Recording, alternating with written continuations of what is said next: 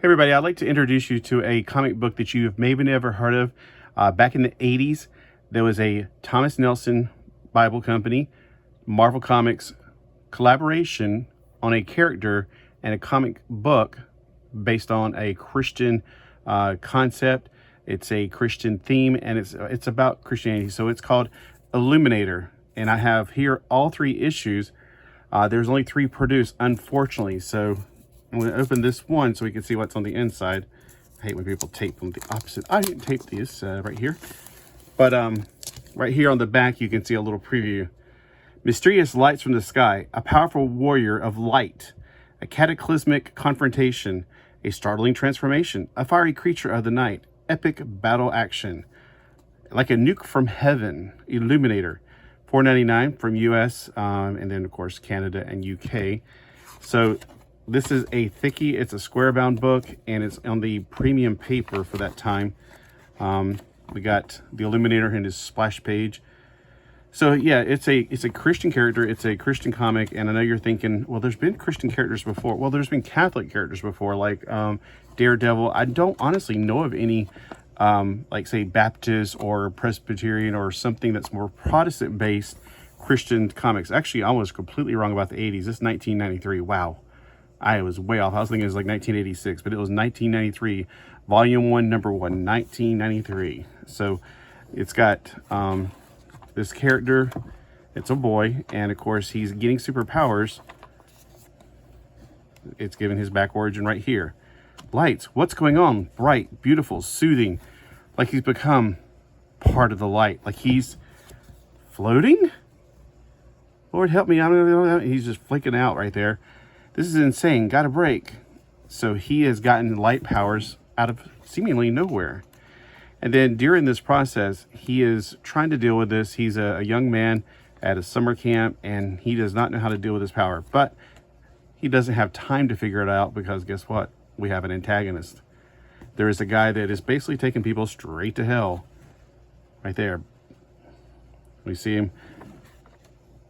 Feel kind of empty inside, you know. So I'm not going to go too in depth on this. I haven't read this in a long time. I just wanted to share with you what's going on here.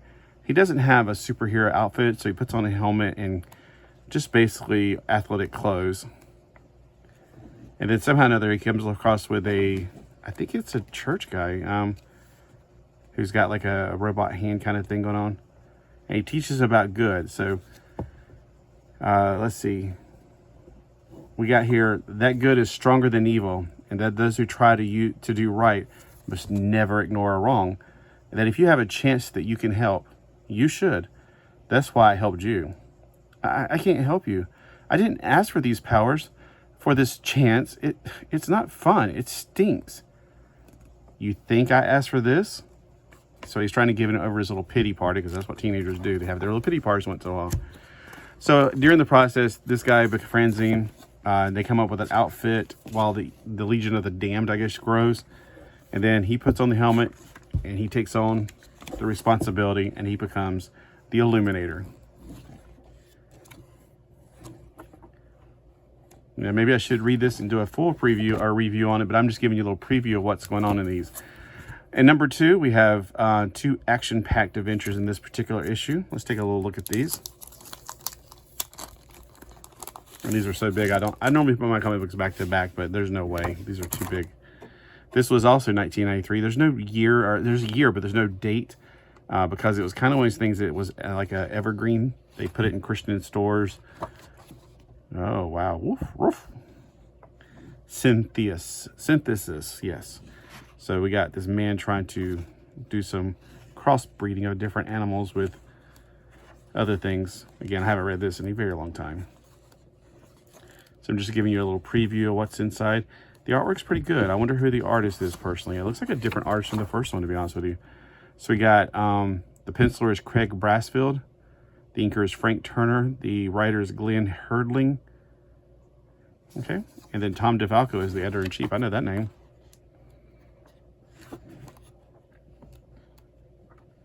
So I'm just giving you a little look at what's on the inside here. There we got. The Gift is the second story in this one. So yeah, it's a thick comic book. It was pretty expensive back then for $4.99. he's not a hero from another planet. He's not a grim reaper of the night. Oh, playing on Batman there, because Batman was pretty popular back in the 90s. He's not a radioactive mutant. No, he's Illuminator, a hero that keeps the faith. And then this is the last issue, unfortunately. Hey, not so close, Bob. And you notice it actually went from a square bound to just a normal staple on the side, 2 staples in the side comic book. Unfortunately, that's how it went.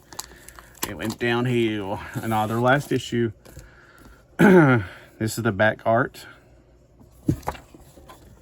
And then this is 1993 as well. Okay, and there's the Channel Master, Epilogue, and Clueless.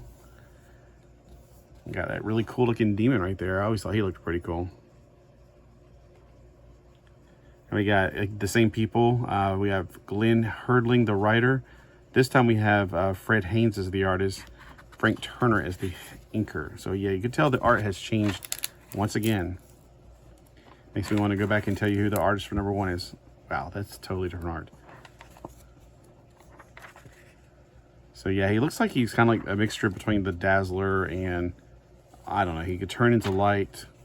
He's got little light spheres coming from him. Of course, he fights a big monster. That's pretty good art right there, I think. And which is really weird. The last page is actually it cuts from here to here to finish up the story without like any extra. There's no ads, no in-house ads.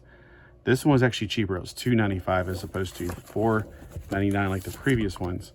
And I want to see who the artist is in here. We have Glenn Herdling, the writer, Craig Brassfield, the penciler, same as the second issue. So the first 2 issues are the same crew, it looks like, and then the last one, totally different. And it's a shame. It's a shame that we finally get somebody. It's a Christian comic. It teaches about Christian morals, like beating up monsters. I'm just kidding, but it's it's something I was very excited about this. I definitely remember when I got it, and I was reading it at my mom's house, so that's why I felt like it was 1986 or something, but no, it was definitely 1993. I know I was driving, so it gives you a little preview of the second issue in the first issue, and unfortunately it doesn't give you a preview to the last issue.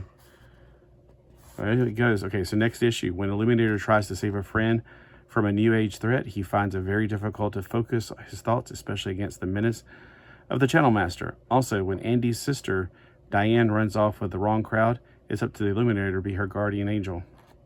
So that would be issue 3. And then of course in issue 3, the very back page is just the very end. He'll learn about the world soon enough. So his mom's like just in denial about it probably. All right. Well, I just, again, wanted to share with you something that maybe you've never heard of, but maybe you're interested in. Because unfortunately we don't have a lot of, except for the ones like Chick Tracks, and they do make Chick comic books. maybe can do a video on those.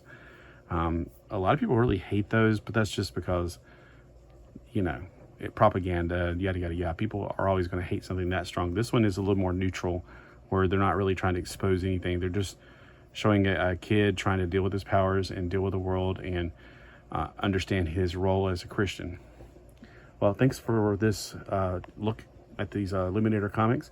And let me know if you ever read these or if you had them in your library at some point.